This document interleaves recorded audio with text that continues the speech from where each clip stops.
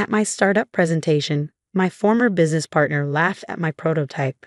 "It matches your potential," he said, "unfinished and full of flaws." My mentor nodded. I only came as a professional courtesy. I stayed quiet. Then my chief engineer tapped the screen, and the room fell completely silent. I never expected my final investor pitch to end with the overhead lights dimming automatically as 20 pairs of eyes stared at me with newfound intensity. The polished conference room of Meridian Ventures, once buzzing with skeptical murmurs, now held its breath. I stood there, 34 years old, beside the device that had consumed 5 years of my life, my hand steady as I placed it in the center of the mahogany table. The room, once filled with a subtle symphony of typing, paper shuffling, and occasional sighs of boredom, now fell into a reverent hush. Richard stood across from me, his smirk fading, his Italian suit suddenly looking less impressive as the holographic display from my prototype bathed the room in a soft blue glow. "It's just another VR gimmick," he had said with that practiced condescension, moments before the demonstration began. "Outdated before it even launches." For a second, I didn't process his words. I blinked, maintaining professional composure, hoping desperately that the investors would see beyond his dismissal. But then I heard my former mentor, Dr. Harrison, add his own cutting remark. "I only came as a professional courtesy." He didn't say it like friendly advice. No trace of mentorship, no constructive criticism. Just cold distance, a confirmation that he too had written me off. I felt my breath catch, my heart raced, but years of pitching had taught me to keep my expression neutral. I could feel the weight of the investors' attention shifting, their interest waning with each dismissive comment. I didn't look at Richard directly, I couldn't, but I saw him from the corner of my eye, leaning back in his chair with that familiar look of smug satisfaction he always wore when he thought he'd won. Mira, my chief engineer, stood quietly beside me. She didn't rush, didn't panic, but I felt her hand briefly touch my arm. A silent message, trust the work. I wanted to defend myself, to remind Richard that he was the one who'd abandoned the project when funding got tight, to ask Dr. Harrison why he couldn't see that we'd solved the very problems he claimed were insurmountable. But my throat felt tight. The words wouldn't come. Why did their opinions still affect me after everything I'd accomplished? Why did I still seek approval from people who had systematically underestimated me? Was I still the same uncertain founder I'd been 5 years ago? Unseasoned, overeager, too idealistic? The atmosphere in the boardroom grew heavier. Someone coughed awkwardly near the refreshment table. An investor checked her watch. No one made eye contact anymore, not even the friendly face from Accurate Investments who had seemed so engaged during my introduction. I looked at our device, the Neuralink, sitting on the table. Its sleek, minimalist design gave no hint of the revolutionary technology inside. From the outside, it could have been mistaken for an elegant paperweight or an abstract sculpture. It looked simple, unassuming, nothing like the bulky headsets that dominated the market. I tried to speak, to begin our demonstration, but hesitation crept in. I only nodded, as if this moment of doubt was all perfectly normal, as if being publicly undermined before your life's work was even shown was just another Tuesday. Mira finally moved, calm and methodical, the way she always approached problems, whether in code or in life. She walked to the device, her movements deliberate, and placed her hand on its smooth surface. Dr. Harrison sighed audibly. "The market is saturated with half-baked VR solutions," he said, as if Richard's dismissal hadn't already poisoned the well. Mira didn't respond. She just looked at me, her eyes steady. There was something in her gaze, certainty, faith, and then she whispered, words meant only for me. "Let it speak for itself." I didn't know exactly what would happen next, but her quiet confidence steadied me. Because this wasn't just another pitch. This wasn't just another rejection waiting to happen. If you had asked me a year ago what this final investor meeting would be like, I'd have described enthusiastic questions, immediate term sheets, and people who recognized the paradigm shift we were offering. Instead, I got Richard's smirk and dismissal before we even begun. But before all that, before the insult and the palpable loss of interest, I had actually been hopeful. Nervous, of course, but hopeful. The morning of the presentation, I remember standing in our small lab, watching Mira run the final calibration tests. The space hummed with the faint electronic pulse of our servers. The air smelled of coffee and the lingering scent of the takeout we eaten at 2 a.m. The morning light filtered through blinds we rarely adjusted, creating patterns across our whiteboards filled with equations and user interface sketches. Mira looked up from her tablet, tucked a strand of hair behind her ear, and said, "It's ready, Alex. It's really ready." I smiled, but there was that familiar flutter in my stomach. Not excitement, but apprehension, the kind that had become my constant companion. I'd invited everyone who mattered to this demonstration, even those I wasn't sure I should. Richard had been my co-founder before leaving for a sure thing at Immersion Tech. Dr. Harrison, whose neuroscience lab had incubated our earliest prototypes before declaring our approach fundamentally limited. I invited them all because I thought, maybe this would be the moment things changed. Maybe they'd see me differently now, not as the idealistic grad student with more enthusiasm than business sense, not as the stubborn founder who refused to pivot to something more commercially viable, but as an innovator, someone who'd been right all along, someone worth believing in.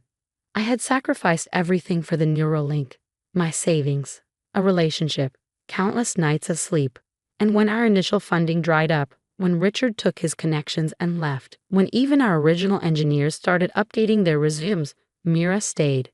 We rebuilt. We refined. We solved problems everyone said were unsolvable. When the prototype finally worked, truly worked, the first person I called was Dr. Harrison. I thought maybe, just maybe, the breakthrough would spark something in him. But his response was measured, skeptical. The human brain doesn't yield its secrets that easily, Alex. Still, I sent the invitations. I scheduled the meeting with the top-tier VCs. I prepared for weeks. Mira handled the technical demonstration while I refined the market analysis, the scaling strategy, the revenue projections. And honestly, the pitch began well. For the first 15 minutes or so, I had their attention. The younger investors asked engaged questions. The market size impressed them. My passion came through. It was going exactly according to plan. Until they arrived. Richard walked in 10 minutes late, bringing with him that distinctive air of someone who believes their time is inherently more valuable than yours. His custom suit, his subtle designer watch, his perfectly calculated stubble, all of it designed to convey success, authority, importance. Dr. Harrison arrived punctually, but with an expression that suggested he was already thinking about his next appointment. He nodded hello, took a seat near the back, and immediately began reviewing some papers unrelated to my presentation. I kept going, pushing through my slides with professional determination. But when I reached the demonstration portion and brought out the Neuralink, everything shifted. Even before I could explain how it worked, Richard leaned forward with that look I knew too well. "It matches your potential," he said with practiced casualness. "Unfinished and full of flaws." The words landed like a physical blow. A few investors glanced between us, sensing the history. Some shifted uncomfortably. Others seemed to mentally check out, as if Richard's assessment carried definitive weight. Dr. Harrison's follow-up. "I only came as a professional courtesy," just confirmed what the room was already thinking. This wasn't worth their time. That's the thing about the startup world. It's built on relationships, on social proof, on the subtle language of who endorses whom. One dismissive comment from the right person can sink you faster than any flaw in your business model. And yet I still tried. I still wanted this pitch to succeed. I had no idea how drastically everything was about to change. I watched Mira approach the Neuralink, her movements precise and confident despite the heavy atmosphere in the room. Unlike me, she seemed entirely unmoved by Richard's presence or Dr. Harrison's skepticism. Her focus remained solely on the device, our device. Richard checked his phone, barely bothering to look up as Mira began the demonstration. Dr. Harrison maintained a polite but distant expression, the kind reserved for former students whose work you've already mentally dismissed. The tension made the air feel thick, each breath requiring more effort than it should. But I didn't interrupt. I didn't try to defend our work with words. I just watched Mira, trying to draw from her steady composure. She placed her hand on the smooth surface of the Neuralink, her fingers finding the nearly invisible sensor panel. With her other hand, she tapped a sequence on her tablet. "Neuralink isn't just another VR headset," she began, her voice clear and measured. "It doesn't create artificial realities. It reveals the one we already share." Richard scoffed quietly, but Mira continued as if she hadn't heard. The human mind processes vast amounts of information every second, but our conscious awareness captures only a fraction. Neuralink accesses those deeper layers of perception and cognition without invasive procedures. She pressed her palm more firmly against the device. It's calibrated to my neural patterns now.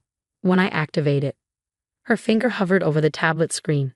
She looked at me one last time, and I saw not a question but a promise in her eyes. Then she tapped the screen. The lights dimmed as the Neuralink device softly hummed. A hologram appeared in the center of the boardroom. Not just a regular projection, but a detailed display showing the room itself with real-time data.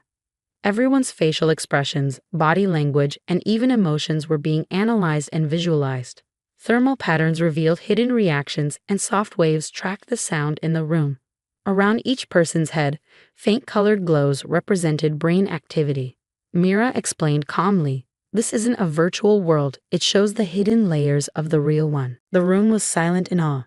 Even the skeptics were stunned. Dr. Harrison took off his glasses, whispering, "This is impossible," with wonder in his voice. An investor leaned forward, asking about clinical testing. I replied confidently, "We had early approvals and strong research lined up." As investors whispered and excitement grew, I noticed Richard and Dr. Harrison. Richard looked shaken, like he regretted walking away. Dr. Harrison was scribbling notes, deeply engaged now. Mira continued showing how the tech worked. No wires, no implants, just thought into action. For 20 minutes, no one looked away. When the lights came back on, the room was still. Then Barbara Chen stood up and invited us to dinner, a clear signal she was ready to invest. Others followed quickly. I kept calm on the outside, but inside, I felt something powerful break free. All the doubt and rejection I faced was falling away. As the room cleared, Richard approached me. "That was unexpected," he said, offering his hand. I didn't take it. "We don't have anything to discuss." He left in silence. Dr. Harrison stayed behind. He looked at the device, then at me. "I was wrong," he said. I nodded. "We're publishing the papers soon. I'll send you an early copy." He paused at the door. "I'm proud of you, Alex." And then he left too. 5 years too late, but still something loosened in my chest. After everyone left, after the room cleared of business cards and empty water bottles and the electric buzz of potential millions, Mira and I sat alone at the massive table. "We did it," she said quietly.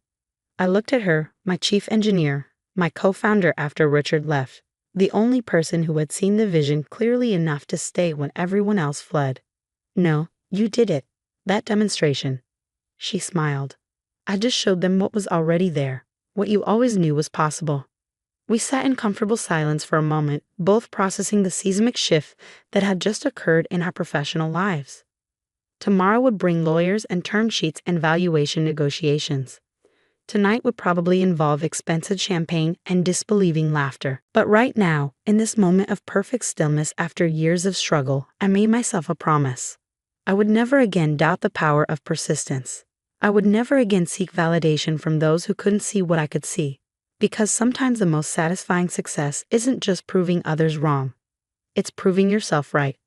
So to anyone out there fighting for an idea everyone else dismisses, to anyone whose potential is underestimated, to anyone who's been told impossible so many times they've started to believe it, don't. Keep building, keep refining, keep believing. Because sometimes all it takes is one perfect demonstration to change everything. Enter Richard, wherever he is tonight, drowning his regrets in single malt scotch. I hope he learns something valuable. Never underestimate the power of the people you underestimate. That day changed everything for us. 3 months later, we closed our Series A at a valuation that made financial headlines. 6 months after that, our first medical application received expedited FDA review. By the end of the year, we had partnership inquiries from research institutions on 4 continents. But more importantly, I changed. I stopped looking for approval from people who had already decided not to give it. I stopped measuring my worth by the opinions of those who had refused to see possibility. I started trusting myself and the select few, like Mira, who truly shared the vision. So yes, that was my final investor pitch. Not the failure everyone expected, but the breakthrough no one saw coming. If this story speaks to you, if you've ever had your potential dismissed by the very people who should have nurtured it, know that you're not alone. Your moment of vindication may not come in a dramatic boardroom scene. It might be quieter, more personal, but it will come if you persist. Because the most powerful force in innovation isn't genius or luck or connections. It's the stubborn refusal to give up on what you know is possible, even when everyone else already has.